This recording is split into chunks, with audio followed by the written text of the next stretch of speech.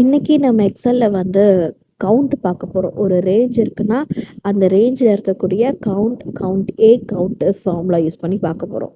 அதாவது கவுண்ட் ஏ அப்படிங்கிறது வந்து நம்பர்ஸ், ஒரு இந்த ரேஞ்ச் இருக்கக்கூடிய நம்பர்ஸை ஃபைண்ட் பண்றது கவுண்ட் ஃபார்முலா. கவுண்ட் ஏங்கிறது ஓவரால் கவுண்ட், அதாவது பிளாங்க்ஸ் ஆட் ஆகாது. பிளாங்க்ஸ் தவிர்த்து மற்ற எத்தனை டேட்டா இருக்குன்றது கவுண்ட் ஆகும். கவுண்ட் எஃப் அப்படின்றது அந்த ரேஞ்சில் இருக்கக்கூடிய ஏதாவது ஒரு பர்டிகுலர் டேட்டா மட்டும் எத்தனை டைம் ரிப்பீட் ஆயிருக்குன்னு பார்க்கும். ஸோ ஃபர்ஸ்ட் வந்து count, numbers count equal to count, அந்த ரேஞ்சை செலக்ட் பண்ணிக்கோங்க, க்ளோஸ் பண்ணி என்ட்ரி கொடுத்தீங்கன்னா 2.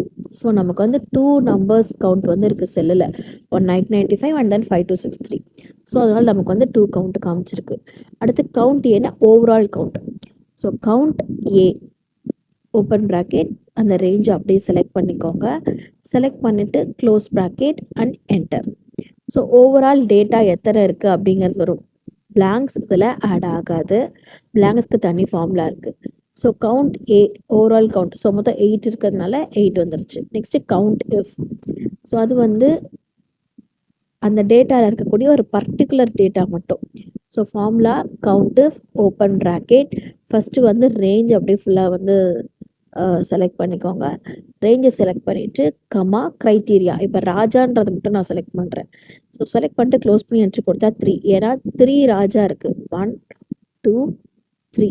ஸோ 3 ராஜா இருக்குது, அதனால நமக்கு வந்து 3 கவுண்ட் இருக்குது.